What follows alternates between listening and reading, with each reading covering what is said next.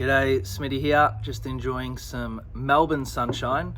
And Melbourne sunshine is different to other places. Melbourne sunshine means we've got about 3 minutes of it being boiling hot and then 3 minutes of it going behind some clouds. So see how we go today. I'm about to head off to the gym to do my 5x5 deadlifts.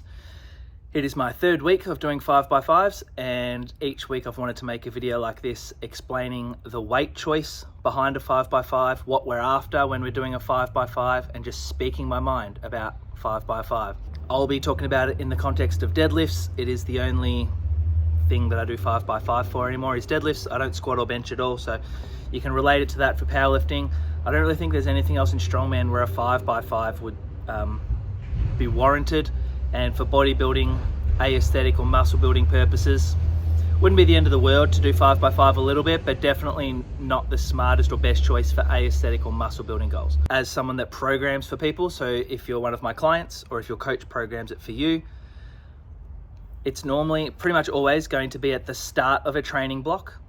I like to stick with 3 weeks of a 5x5, each week getting progressively heavier, which means we need to be really smart with the weight choice. And you'll see hopefully what I filmed today, you'll see how it moves, and I'll let you know if I chose well or if I think it should be even faster than the reps that you see in this video today. But if I can help you guys understand the point of a 5x5 training block, then maybe you can come up with your own percentages, your own RPE, but basically knowing what weight we're after when we do a 5x5. 25 total reps per session is a lot of practice. That is called high volume. If we are grinding out reps in week 1 of a 5x5, where do you go from here? Even if you're grinding out in week 3 of a 5x5, that's 25 reps. If you do all reps perfectly, that is called perfect training. And remember, we are training for something bigger in the future. Strength is a skill, and you've got 25 reps, not including warm-ups, or 75 reps over the 3 weeks, not including warm-ups, so about 100 reps. In these reps, and this is with an okay weight, not light, and that's the main thing I want to chat about in this video is the weight choice. 100 total reps in 3 weeks, where you can practice things like where you like your belt, underhand, overhand, hook grip, double overhand, what do you like, what do you prefer? How are you breathing? Where's your chin? How do you like to warm up? Where's your stance? All these things that you're going to ask your coach or be thinking about later in the block, these can be played around with in your 5x5. Now, the reason it still has to be a moderate weight is because anything feels good when it's light. If you're a guy that deadlifts 200, when you do 60 kilos, it kind of doesn't matter how you breathe, where you put your chin and your grip. It kind of moves the same always. Even 100 kilos, apart from maybe a double overhand grip, feels pretty hard. But most things, if you're changing things subtly, the weight needs to be heavy enough that you can make a difference or feel a difference. Now, if the weight's too heavy, your body's just going to do whatever it can to get the weight up. And we're not creating neural efficiency. We're not creating the motor patterns that we want to carry us through to a heavier deadlift. So it needs to be a very medium weight when you do 5x5s, but err on the side of caution by staying a little bit lighter. They should all be perfect. No hitching on a 5x5. Should be in week 1, you should be able to have 2.5 minute rests, same with week 2, and then by week 3, maybe 3 to 3.5 minute rests, especially if you're a bigger person lifting bigger weights or just a bigger person with a low level of fitness. No 5 or 6 minute rests, no salts, no ramp ups. We're not trying to get, we are practicing aggression, but we're not relying on aggression to get the weight up. We are trying to practice free throws. For a basketball analogy, if I said to you, go practice free throws, you'd go from the free throw line, you'd practice as if it's a free throw, you'd bounce and breathe as if it's a free throw. You wouldn't just throw it and hope it goes in. And if it goes in, think you're doing well. The practice is what we're doing. The weight needs to be very medium. 70 to 75% is what most programs will start at, 6 to 7 RPE. My first weight this cycle was 180 kilos. And what I like to do is a bit of an AMRAP on the last set of a 5x5, just to practice for strongman reasons. You know, we have to AMRAP things and it makes a good video. I might even do it today. And I did a 5x5, and on my last set I did 10. and could have done 5 or 6 more, I reckon, if I had to. So what's that, an RPE 3 or something? and I'll try and share the video here. Hopefully I'll have it playing while I'm talking or something like that. But the point is, a 5x5 isn't meant to feel heavy, but it's not meant to feel easy, because we're trying to practice heavy deadlifts.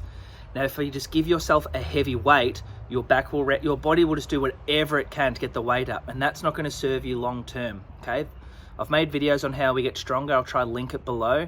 One of the ways we get stronger is through neural efficiency. So your body learning how to use all of its hamstring muscles. The hamstring muscles that you have right now, touch your cute little leggies, touch them right now. Whatever you have there, they have the ability to deadlift 60 kilos more without even looking at you. I just know that. Your body just doesn't know how to fire those yet. They haven't been told how to fire or taught to fire in the right sequence. They are dormant. You need to wake them up, for lack of a better term. Your calves, your upper back, everything needs to learn what to do. Some people learn faster than others, so don't compare. So that's one way we get stronger. You need to practice. So if you start grinding out reps, and you're just rounding your back, your hamstrings are off, how are you teaching your hamstrings to not become dormant? How are you teaching them to wake up if for 3 weeks in the 5x5 you're deadlifting with a round back? Not that there's no place for that later in the cycle maybe, but we're trying to practice perfectly. Gone behind a cloud. What did I tell you? We're trying to practice perfectly, so the weight choice is very important, and I will share my videos, and hopefully they're a pretty good example of what weight to choose. So I can't give an exact percentage for most people or an exact RPE. You don't have to do 3 weeks. I just love 3 weeks of 5x5s. The only way you can get it wrong is if you go too heavy. If you go too light, it's still going to be worth something, okay?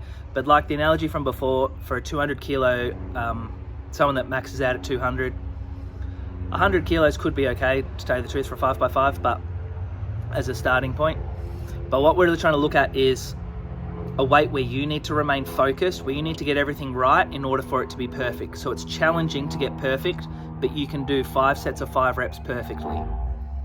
I hope that makes sense. It should look perfect, but it shouldn't be so easy that you can do it perfectly while talking. Which brings me on to a last point that I wanted to make for this one, is the difference between 25 reps, thinking that because you did 25 deadlifts today that your body's just going to magically get stronger. That's not true, and this is something that I'm deciphering from talking to people over the years. I think people think, and maybe I used to think this, I actually can't remember. I think people think if you do 25 deadlifts at 70 to 75%, your body will just get stronger. Might be true for some, might be true for you for a little while. The 5x5, the 25 reps, is meant to be perfect practice with intent.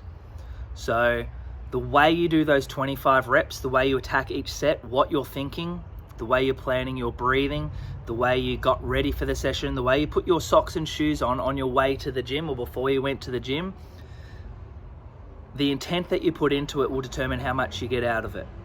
Without getting too anal or sounding you shouldn't be stressed about it, but I'm going to the gym in an hour to make myself better at deadlifts. I'm already excited. I've already thought about what socks and shoes to wear for deadlifts. I want to wear certain socks. I want to be in a singlet. I've already thought about these things. Might seem a little bit anal now that I say it out loud. But I'm going there to do 25 great reps with 200 kilos. That's what I'm doing today. I'm going to, after every set, I'm going to think about what went well, what have I learned in the past, what feels better. My body weight is changing at the moment, dropping weight. Does that change my stance? Am I happy with where the belt is, which notch it's on? Straps, chalking up the straps. Shorts, am I rolling up the shorts? All these things I'm thinking of now, so that when I get down to 5 sets of 2 or 2 sets of 2 later in the cycle, I'm dialed in, and all I need to think about then is 1 or 2 things, my breathing and my stance, and then I go, and my body works on autopilot due to what I did in the 5x5. I hope that makes sense. I hope this helps at least a little bit. If it doesn't help now, maybe this is something you can revisit in the future and look at again. To reiterate, or to just emphasize the main point, try and err on the side of caution with your 5x5s. You're not meant to be grinding in a 5x5. It should only last a couple of weeks. It shouldn't be forever.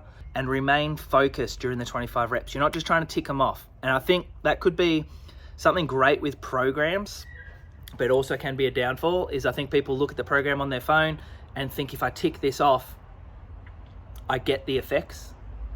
If I tick it off, I'm going to get it. And it's kind of true. It's great that you ticked it off, and it's great to have that accountability, but there's difference between the 25 reps I'm gonna do tonight and 25 reps if I was just doing it to get it done, okay? The focus and the intent is different.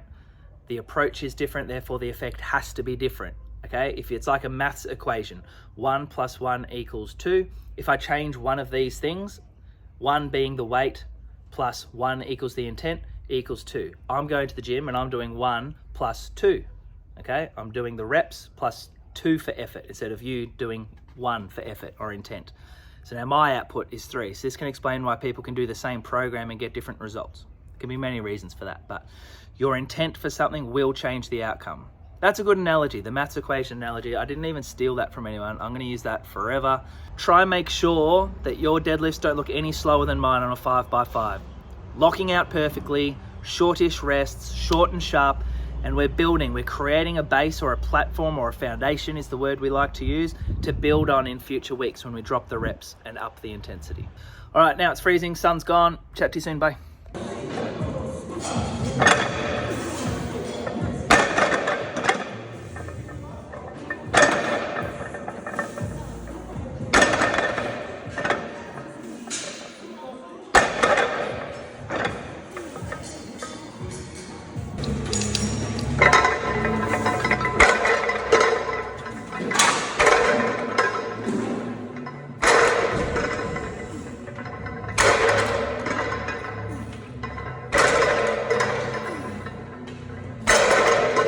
Go, mate. Nice.